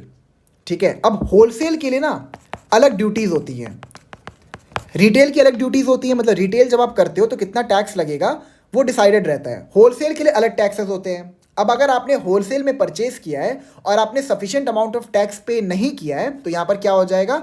Indirectly it will become an offence under section 1954 and 57 of Rajasthan excise act 1950। अब ये अभी क्योंकि हमारे सिलेबस का पार्ट नहीं है तो इसको हम लोग नहीं पढ़ेंगे। ठीक है, section 6, possession by wife, clerk or servant. When any excisable article is in the possession of a person's wife, clerk or servant on account of that person, it shall for the purpose of this act be deemed to be in the possession of that person। अगर कोई person का कोई wife है, कोई spouse है, ठीक है, उसका क्लर्क है या सर्वेंट है, और वो किसी एक्साइजेबल आर्टिकल को पोजेस कर रहा है on behalf of the person who purchase the excisable article. ठीक है, तो यहां पर हम ये मान के चलेंगे कि जिसकी पोजेशन में वो है वो एक कंस्ट्रक्टिव पोजेशन है और जो एक्चुअल पोजेशन है वो ओनर के पास ही है, चाहे वाइफ के पास हो, चाहे क्लर्क के पास हो, चाहे सर्वेंट के पास हो। Is that clear? Explanation: a person employed temporarily or on a particular occasion in the capacity of a clerk or servant is a clerk or servant within the meaning of this section। Explanation यही कह रहा है कि अगर ad hoc basis पर या temporary basis पर भी सर्वेंट या क्लर्क की अपॉइंटमेंट हुई है तो वो भी इस सेक्शन के अंदर फॉल करेंगे। Is that clear? अब सेक्शन 7 शुरू करते हैं। Section 7, saving of enactment relating to customs. Nothing contained in this act shall affect the provisions of any law relating to customs for the time being in force or any rule or order to be thereunder। Basically ये एक saving clause है section 7 और ये कह रहा है कि ये जो पर्टिकुलर एक्ट है ये किसी भी लॉ के प्रोविजंस को इफेक्ट नहीं पहुंचाएगा which relates to any customs for the time being in force or any rule or order to be thereunder. मतलब बेसिकली सेविंग क्लॉज है और ये कह रहा है कि अगर कोई भी लॉ इन फोर्स है या फिर कोई भी अगर कस्टमरी प्रैक्टिस है with regard to any alcoholic beverage तो उसको सेक्शन 7 इफेक्ट नहीं पहुंचाएगा। ये इतना इंपॉर्टेंट नहीं है, ठीक है, इसको याद रखने की आपको कोई ज़रूरत नहीं है। इसमें सेक्शन 6 याद रखना, ठीक है। एंड 4-5 में तो आपको ये सब चीज़ें पता ही है कि स्टेट गवर्नमेंट जो है उनके पास ये पावर है कि वो डिक्लेयर कर सकते हैं चीज़ों को, ठीक है। 6 याद रखना, 6 आपसे पूछ सकता है किस सेक्शन के अंदर ये चीज़ है कि possession by wife, clerk or servant जो है वो ये माना जाएगा क्योंकि कंस्ट्रक्टिव पोजेशन में है। ये चीज़ ध्यान रखना, ठीक है। अब chapter 2, control and establishment. Control of the excise department. The control of the administration of the excise department shall, subject to the directions of the state government, vest in the excise commissioner। तो excise commissioner के control में आएगा excise department, ठीक है। ये ध्यान रखिएगा कि excise department जो है it is under the control of excise commissioner and not the state government. हाँ, स्टेट गवर्नमेंट एक्साइज कमिश्नर को डायरेक्शंस दे सकते हैं कि आपको इस डिपार्टमेंट का कंट्रोल कैसे करना है, ठीक है। लेकिन जो लॉ है वो ये कहता है कि एक्साइज कमिश्नर के पास ही एक्साइज डिपार्टमेंट का कंट्रोल है। ये भी सेक्शन याद रखिएगा, सेक्शन इंपॉर्टेंट है, लैंग्वेज इंपॉर्टेंट नहीं है, ठीक है। ये आपसे पूछ सकता है किस सेक्शन के थ्रू जो एक्साइज डिपार्टमेंट का जो कंट्रोल है वो एक्साइज कमिश्नर के पास दिया गया है। Is that clear? Now section 9 Subsection 1, ये क्या? Appointment of commissioner and excise officer. The state government shall appoint an excise commissioner and may appoint as many additional excise commissioners as may be deemed necessary for the whole of those parts of the state of Rajasthan to which this act extends. तो यहाँ पर excise commissioner के appointment कौन करेगा? State government, ठीक है। अब यहाँ पर हाँ, तो यहाँ पर excise commissioner plus additional excise commissioner जो है इनकी अपॉइंटमेंट स्टेट गवर्नमेंट करेंगे, ठीक है। और इनका जो अपॉइंटमेंट है वो किसी स्पेसिफिक पार्ट ऑफ स्टेट के लिए भी हो सकता है प्लस पूरे स्टेट के लिए भी हो सकता है। Is that clear? 1A, the state government may also appoint such and so many other persons as it thinks fit and necessary to be joint excise commissioner, deputy excise commissioner, district excise commissioner, assistant excise commissioner and other excise officers. तो यहाँ पर excise commissioner और additional excise commissioner के अलावा इन सारे authorities को भी appoint कर सकता है स्टेट गवर्नमेंट, बट ये मे है, ठीक है। चलो आगे देखते हैं 1B। ये अथॉरिटीज याद रखना, बेसिकली आपको यहाँ पर ये ध्यान रखना है सेक्शन 9 के अंदर कि जो एक्साइज कमिश्नर है उसका अपॉइंटमेंट जो वो स्टेट गवर्नमेंट करता है अंडर सेक्शन 9। सेक्शन पूछ सकता है आपसे, तो सेक्शन याद रखना, ठीक है। 1B, the state government may prescribe duties and powers to be performed and exercise by each officer or class of officers appointed under subsection 1 and 1A। इनकी ड्यूटी क्या होगी और इनकी पावर्स क्या होगी ये भी स्टेट गवर्नमेंट ही बताएगा, ठीक है। आगे, the state government may delegate to the excise commissioner such powers of the state government conferred by this act as it may specify except the power to make rules thereunder. यहां पर ये कह रहा है कि state government के पास, देखो ऊपर हमने 1B के अंदर ये पढ़ा कि state government duties and powers prescribe कर सकता है जो कि एक्साइज किया जाएगा इधर बाय द एक्साइज कमिश्नर या फिर बाय दीज ऑफिसर्स, ठीक है। तो सेक्शन 2 यहाँ पर ये कहता है कि स्टेट गवर्नमेंट कोई भी पावर एक्साइज कमिश्नर को दे सकता है, लेकिन वो एक्साइज कमिश्नर को ये पावर नहीं दे सकता कि वो रूल्स बना सके। जैसे कि आपको पता है ना, जैसे हमने जब आर्म्स एक्ट पढ़ा था तो हमने वहाँ पे पढ़ा था ना कि आर्म्स रूल्स 2016 को भी इनैक्ट किया गया है। तो रूल बनाने की जो पावर थी वो उसके आर्म्स एक्ट के अंदर वो किसके पास थी? सेंट्रल गवर्नमेंट के पास, ठीक है। तो यहाँ पर रूल बनाने की जो पावर है वो स्टेट गवर्नमेंट के पास है। रूल मतलब बेसिकली क्या होता है मैं आपको बताता हूँ। कोई एक्ट है उसको प्रॉपरली इंप्लीमेंट कैसे करना है वो रूल्स में दिया होता है, ठीक है। तो इस पर्टिकुलर एक्ट को कैसे प्रॉपरली इंप्लीमेंट करना है ये एक्साइज कमिश्नर नहीं बताएगा। इसके रिगार्डिंग रूल्स जो है वो स्टेट गवर्नमेंट ही बनाएगी, ठीक है। Clause 3, the state government may also authorise the excise commissioner to delegate to any office subordinate officers such office powers under this act as may be specified. यहां पर state government ये भी बता सकती है कि एक्साइज कमिश्नर कौन कौन से पावर अपने सबॉर्डिनेट को ट्रांसफर कर सकते हैं। Is that clear? और जितने पावर प्रिस्क्राइब्ड हैं स्टेट गवर्नमेंट द्वारा, जिसमें वो प्रिस्क्राइब करेंगे कि ये पावर आप डेलीगेट कर सकते हो, खाली उन्हीं पावर्स को डेलीगेट कर सकता है एक्साइज कमिश्नर, और जो उसके पास है, ठीक है, by virtue of this act. Now this is the most important provision of excise act, ठीक है। ये आपको ध्यान रखना है, प्रीलिम्स में 110% इससे क्वेश्चन बनेगा, ठीक है। आइए इसको पढ़ते हैं। An appeal shall lie to the excise commissioner from any order pass by an excise officer under this act. क्या समझ में आपको? देखिए, हमने ऊपर यहां पर यह पढ़ा सेक्शन 9 के अंदर कि excise commissioner and additional excise commissioner के अलावा इतने सारे अथॉरिटीज का भी अपॉइंटमेंट किया जा सकता है स्टेट गवर्नमेंट के द्वारा, ठीक है। तो जो आपकी ये अथॉरिटीज हैं, अगर इन्होंने कोई भी डिसीजन दिया है, मान लो इन्होंने कोई फाइन लेवी किया है या फिर कोई टैक्स लेवी किया है, ठीक है, और आप उस डिसीजन से खुश नहीं हो, आप अपील करना चाहते हो, तो इन पर्टिकुलर अथॉरिटीज के डिसीजन के अगेंस्ट में अपील आप कर सकते हो to the excise commissioner. Is that clear? ठीक है। B, to the division bench of the Rajasthan tax board constituted under section 88 of the Rajasthan Value Added Tax Act 2003 from any order passed by the excise commissioner under this act otherwise than on appeal। क्या मतलब हुआ इसका? इसको बहुत ध्यान समझिएगा, B part क्या कह रहा है, ठीक है। देखिए, जो सेक्शन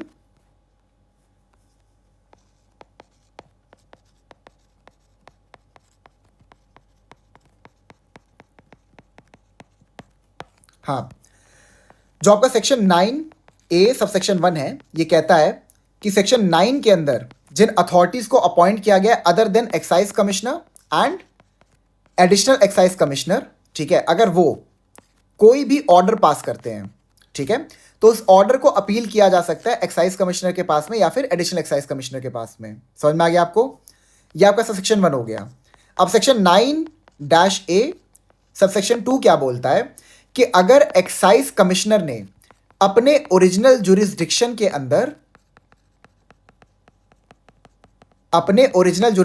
अंदर कोई भी ऑर्डर पास किया है, तो उसको चैलेंज किया जा सकता है किसके पास?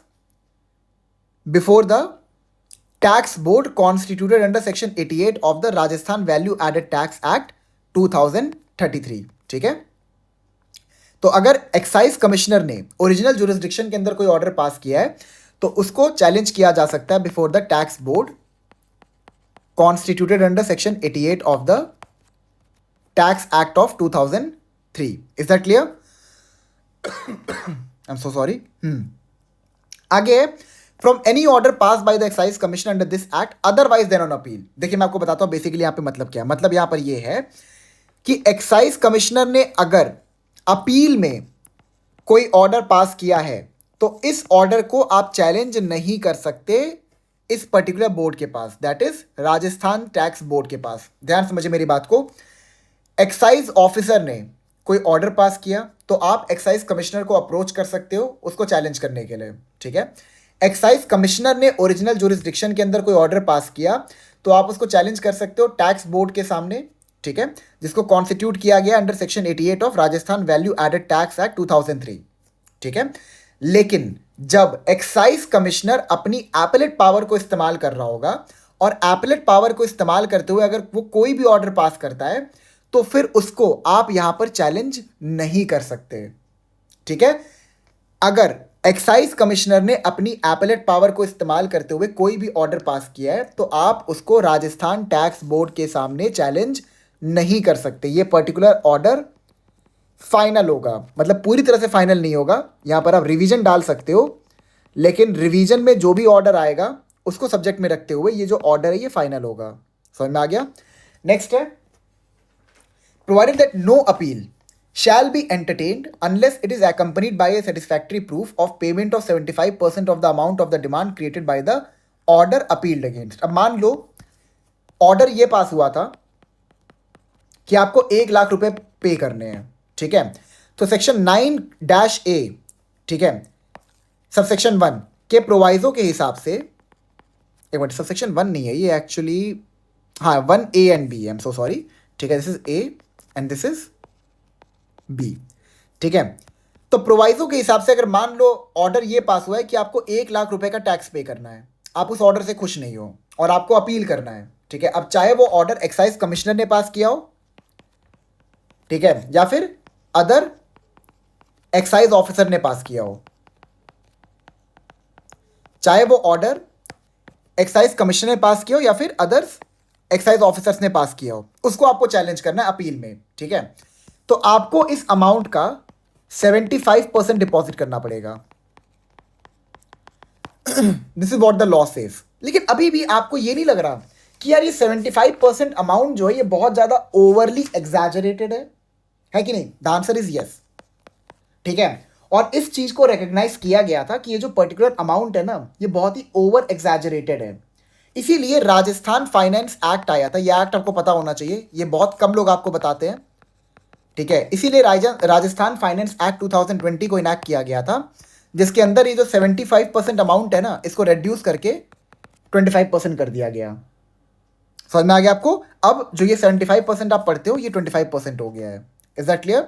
ठीक है, राजस्थान फाइनेंस एक्ट 2020 के थ्रू प्रोवाइजो के अंदर जो 75% अमाउंट था उसको रिड्यूस करके 25% कर दिया गया। ठीक है, आगे बढ़ते हैं। Any appeal under subsection 1 may be preferred at any time within 60 days from the date of the order complained of. अब अगर कोई सबऑर्डिनेट एक्साइज ऑफिसर है, उसके ऑर्डर से आप खुश नहीं है और आपको अपील करना है, तो आप एक्साइज कमिश्नर को अपील कर सकते हो विद इन 60 days। प्लस अगर आप एक्साइज कमिश्नर के ओरिजिनल जुरिस्डिक्शन में पास किए गए ऑर्डर से खुश नहीं हो और आपको उसको चैलेंज करना है अपील में before the tax board constituted under section 88 of the Rajasthan value added tax act 2003, तो अगेन आपके पास 60 days हैं। ठीक है, आगे देखते हैं। The decision of the excise commissioner or the division bench of the Rajasthan tax board as the case may be on such appeal shall subject to the result of revision if any under subsection 4 be final. मतलब basically यहां पर यह है कि अगर excise commissioner ने अपनी appellate power को यूज किया है या फिर अगर टैक्स बोर्ड ने अपने एपलेट पावर को यूज किया है और वहां पर उन्होंने कोई फाइनलिटी दिया है, कोई ऑर्डर को फाइनलिटी दिया है, तो वो ऑर्डर फाइनल होगा, वहां पर सेकंड अपील नहीं डाल सकते आप। समझ में आ गया? सेकंड अपील जो है वो आप नहीं डाल सकते। ठीक है, हाँ, लेकिन अगर एक्साइज कमिश्नर के ऑर्डर से आप खुश नहीं हो तो वहां पर आप उसको रिवीजन में चैलेंज कर सकते हो अंडर सबसेक्शन 4। ठीक है, मतलब मान लो आप अपील के थ्रू गए थे एक्साइज कमिश्नर के पास और उनके ऑर्डर से खुश नहीं हो, तो वहां पर रिवीजन डाल सकते हो सबसेक्शन 4 के हिसाब से। ठीक है, the division bench of the Rajasthan tax board may revise any order passed on appeal by the excise commissioner. ठीक है, तो यहां पर रिवीजन की पावर है टैक्स बोर्ड के पास against the order pass by the excise commissioner while exercising his appellate jurisdiction. ठीक है, टैक्स बोर्ड के पास डिवीजन बेंच रहेगा, याद रखना डिवीजन बेंच, ये टर्म याद रखना, डिवीजन बेंच जाएगा यानी 2 जज की बेंच रहेगी। इसके सामने आप डाल सकते हो एक्साइज कमिश्नर के एपलेट ऑर्डर को चैलेंज करने के लिए। ठीक है, लेकिन चैलेंज जो वो अपील नहीं है, it is revision. Is that clear? ठीक है, चलो आगे बढ़ते हैं। सेक्शन 9 वाला जो ये पार्ट है ना, a, this is the most important. आपको इसको पढ़ना ही पढ़ना है, कम से कम 4-5 बार पढ़ के सब कुछ याद कर लेना। ठीक है, ये अमाउंट का जो मैंने आपको बात बताया है, ये अपील का टाइम पीरियड कितना है, ये किसको अपील जाएगा, ये सारी चीजें, और रिवीजन में किसके पास जाएगा, ये सारी चीजें, ये सब आप लोग ध्यान रखना। ठीक है, अगेन ये जो राजस्थान टैक्स बोर्ड है ना, ये वही सेक्शन 88 वाला ही है। ठीक है, बस डिवीजन बेंच हो जाएगा, सिंगल बेंच नहीं रहेगा। ठीक है, आगे बढ़ते हैं। Clause 5, any revision under subsection 4 may be preferred at any time within 30 days from the date of the order complained of. तो यहां पर 30 दिन का टाइम दिया गया रिवीजन प्रेफर करने के लिए। ठीक है, 9B, bar of jurisdiction of civil courts, no civil court shall have jurisdiction to entertain any suit of proceeding to set aside और modify any original order passed by an officer competent to do so under the provisions of this act or any order passed under or referred to in section 9A. Basically ये exclude कर रहा है civil courts की jurisdiction को from entertaining any suit which concerns with what, which concerns with any order pass by an officer. अगर आप किसी officer के ऑर्डर से खुश नहीं हो तो आप अपील कर सकते हो by virtue of section 9A, लेकिन आप उसको सिविल कोर्ट में चैलेंज नहीं कर सकते. ठीक है. प्लस अगर 9A के अंदर अपील के अंदर कोई भी यहां पर डिसीजन दिया गया है तो उस डिसीजन को भी आप किसी भी सिविल कोर्ट में चैलेंज नहीं कर सकते. ठीक है. Section 10, appointment of officers and conferring powers. The state government में empower any officer to perform the acts and duties mentioned in chapter 8 and order that all or any of the powers and duties assigned to an officer of the excise department under this act shall subject to the provisions thereof be exercised and performed by any officer other than an officer of the excise department or by any other person. Basically यहाँ पर mode of conferring powers है. ठीक है. State government जो है वो excise department के किसी ऑफिसर की पावर किसी भी ऑफिसर पे डाल सकता है. ठीक है. यही है सेक्शन 10 के अंदर. It is not very important. ठीक है. 9 भी ध्यान रखना, ये इंपॉर्टेंट है. किस सेक्शन के थ्रू सिविल कोर्ट्स के जुरिस्डिक्शन को आउटस्टेड किया गया है. ठीक है. उनके जुरिस्डिक्शन को हटाया गया है from entertaining any matter related to excise act. वो है सेक्शन 9 भी, आपको पता होना चाहिए, बहुत इंपॉर्टेंट है. 10A पे आते हैं. Establishment of check post and inspection of goods while in movement. The excise commissioner may, with a view to prevent or check evasion of excise duty, by notification in the official gazette, direct the setting up of check post at such places and for such period as may be specified in the notification.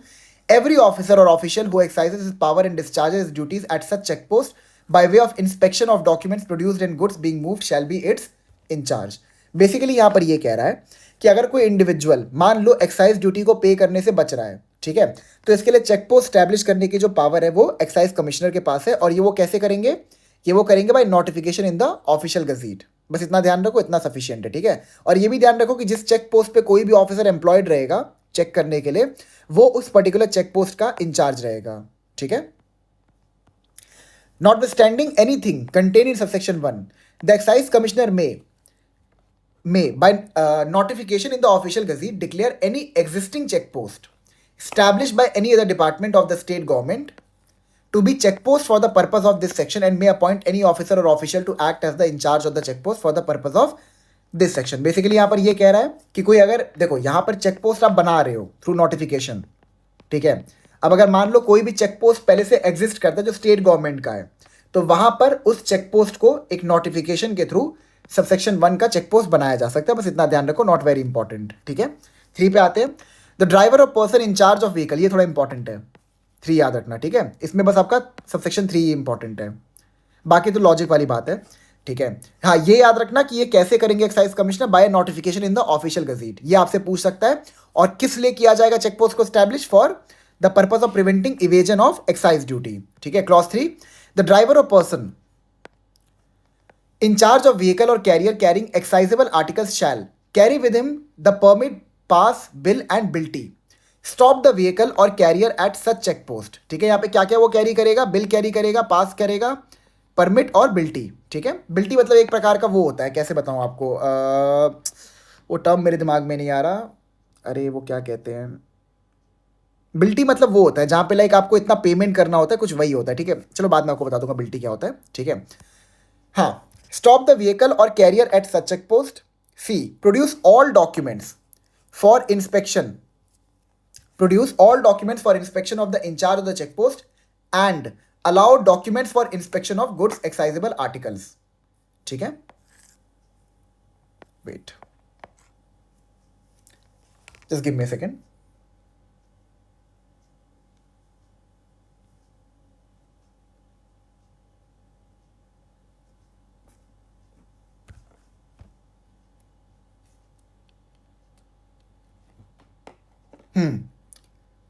Okay. हाँ, क्या कहाँ पे थे हम लोग? यहाँ पे. ये रहा. हाँ. Produce all document for inspection of the incharge of check post and allow document for inspection of good excisable article. मतलब इसको आप पढ़ के रखना. ठीक है. ये सारी चीज़ें उसको करनी पड़ेंगी. अच्छा, बिल्टी क्या होता है?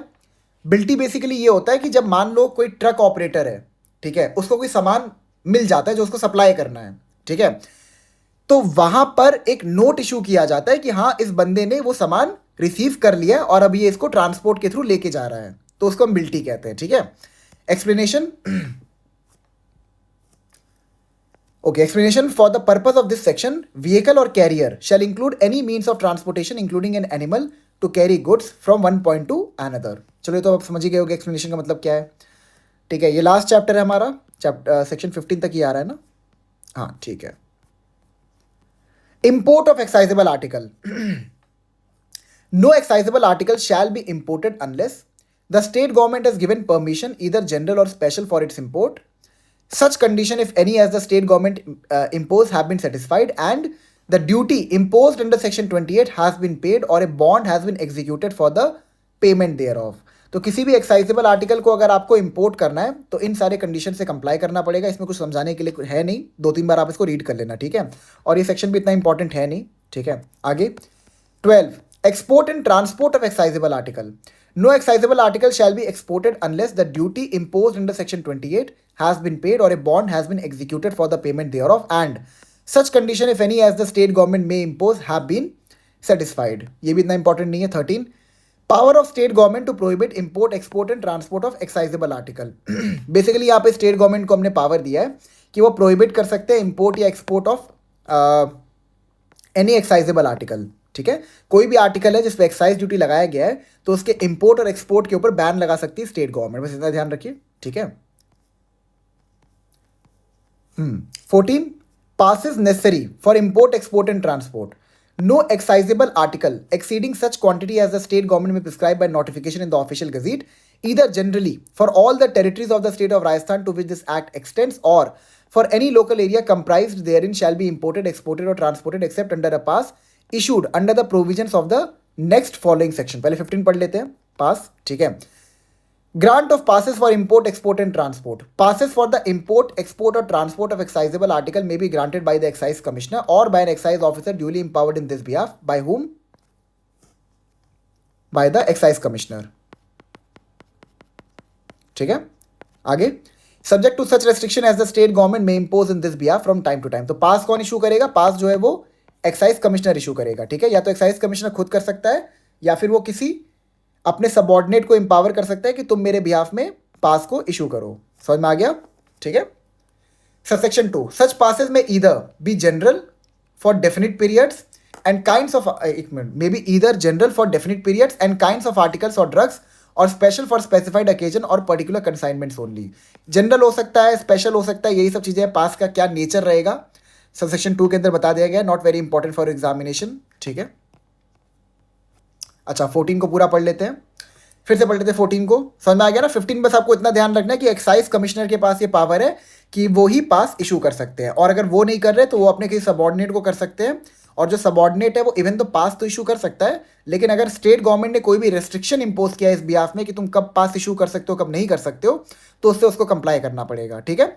14 क्या बोल रहा है? Passes necessary for import, export and transport. No excisable article exceeding such quantity as the state government prescribe by notification in the official गazette, either generally for all the territories of the state of Rajasthan to which this act extends or for any local area comprised therein, shall be imported, exported or transported except under a pass issued under the provisions of the next following section. ठीक है. यहाँ वही कह रहा है कि अगर आपको पास दिया गया है किसी पर्टिकुलर एक्साइजेबल आर्टिकल को ट्रांसपोर्ट करने के लिए, ठीक है, तो पास के जो भी कंडीशन है उससे आपको कंप्लाई करना पड़ेगा. अगर हमने आपको ये बोला है कि आप खाली 100 क्वांटिटी ही इंपोर्ट या एक्सपोर्ट कर सकते हो तो आपको उससे कंप्लाई करना पड़ेगा, ठीक है. ये भी इतना इंपॉर्टेंट नहीं है, ठीक है. बहुत रेयरली इस चैप्टर से क्वेश्चन बनते हैं, बनेगा भी तो 15 से ही बनेगा, ठीक है, कि पास इशू करने की पावर किसके पास है, ठीक है. Also provider also unless the state government shall otherwise direct that no pass shall be required for transport of any excisable article or intoxicating drug exported under a pass issued by an officer duly authorized in this behalf from any place beyond the limits of those parts of the state of Rajasthan to which this act extends to any other place beyond the said limits. यहाँ पर क्या कह रहा है? Provided also that unless the state government shall authorize direct that no pass shall be required for transport of any excisable article or intoxicating drug exported under a pass issued by an officer duly authorized in this behalf from any place beyond the limits of those parts of the state of Rajasthan to which this act extends to any other place beyond the said limits. ठीक है. State government अगर authorise करता है यहाँ पर, ठीक है, कि कोई पास की आवश्यकता नहीं है किसी एक्साइजेबल आर्टिकल या इंटॉक्सिकेटिंग ड्रग को एक्सपोर्ट या इंपोर्ट करने के लिए, ठीक है, तो यहाँ पर उस पर्टिकुलर एक्साइजेबल आर्टिकल के लिए ऑफिसर ऑथराइज नहीं है पास इशू करने के लिए। ठीक है, तो ये था हमारा। ये वैसे चैप्टर बिल्कुल भी इंपॉर्टेंट नहीं है, अगर आप इसको स्किप भी कर दो चलेगा। ठीक है, लेकिन 15 पढ़ लेना, एक दो बार 15 को पढ़ लेना। ठीक है, ये इंपॉर्टेंट है थोड़ा सा। बाकी ये मतलब 10 के तो सारे सेक्शन ही इंपॉर्टेंट है। 9 और 10 जो है ना आपका, सारे सेक्शंस में इंपॉर्टेंट है। सबको एक बार आप पढ़ लेना खुद से, एक बार कोई डाउट होगा तो आप मेरे से पूछ लेना अगर कोई सेक्शन समझ में नहीं आए। बस इतना ही था एक्साइज एक्ट के लिए, जितना डिटेल में आपको समझा सकता था मैंने समझा दिया है, जो आपके प्रीलिम्स के लिए इंपॉर्टेंट है। मेंस के लिए अगेन मैं थोड़ा डिटेल लेक्चर सीरीज चलाऊंगा इन सारे एक्ट्स की, बट अभी प्रीलिम्स के पर्सपेक्टिव से आप खाली इतना पढ़ के जाइए, सफिशियंट है। ज़्यादा पढ़ेंगे ना आपका फ़ायदा होगा ना मेरा फ़ायदा होगा, दोनों का फ़ायदा नहीं होगा। ठीक है, क्योंकि मैं आपको अच्छे से पढ़ा रहा हूँ और आप एक्स्ट्रा पढ़ के जाओगे तो खुद ही कंफ्यूज होगे। तो इट्स बेटर जो चीज़ें मैंने आपको समझा दी बस उनको समझ के जाइए, ये मेरा वादा है 100%। जो चीज़ें मैंने आपको बताई हैं सिर्फ उसी से क्वेश्चन बनेंगे। Is that clear? चलिए फिर ठीक है, मिलते हैं अगले लेक्चर में। Thank you so much. मैं सोच रहा एक और माइनर लॉ करवा ही देते हैं, जो राजस्थान के बाकी लोकल लॉज है ना उसको भी कंप्लीट कर लेते हैं। ठीक है, जो भी वो अनफेयर मीन्स वाले लॉज है, एक आपका 1992 का है और एक शायद से, आई एम नॉट श्योर, 2019 का है, या 2019 या 2022 का है, 22 का शायद से। ठीक है, हाँ, तो इन दोनों एक्ट्स को करने हैं। बहुत छोटा छोटा एक्ट है ये, मैं आपको इसको भी पढ़ा दूंगा और समझा दूंगा कि इसमें क्या क्या चीज़ें दी हुई है और आपके एग्जाम के लिए क्या क्या इंपॉर्टेंट है। तो नेक्स्ट इसी पे काम कर लेते हैं, उसके बाद BNS को कंटिन्यू करेंगे एंड एट लास्ट हम लोग SC/ST एक्ट कर लेंगे और फिर उसके बाद BSA कर लेंगे। ठीक है, आई एम सो सॉरी, थोड़ा सा लेट हो रहा है, बट एटलीस्ट मैं कोशिश कर रहा हूँ कि मैं रेगुलर रहूँ। अब मैं रेगुलरली आपको लेक्चर प्रोवाइड कर रहा हूँ। ठीक है, बहुत लोड है यार मेरे ऊपर, बहुत सारा काम रहता है, इसलिए मेरे को लेक्चर बनाने का टाइम मिलता नहीं। मुझे मज़ा बहुत आता है बनाने में, बट मेरे को टाइम नहीं मिलता है। ठीक है, काम बहुत रहता है तो पूरा दिन बिजी रहना पड़ता है उसके चक्कर में। बट चलो कोई बात नहीं, थैंक यू सो मच।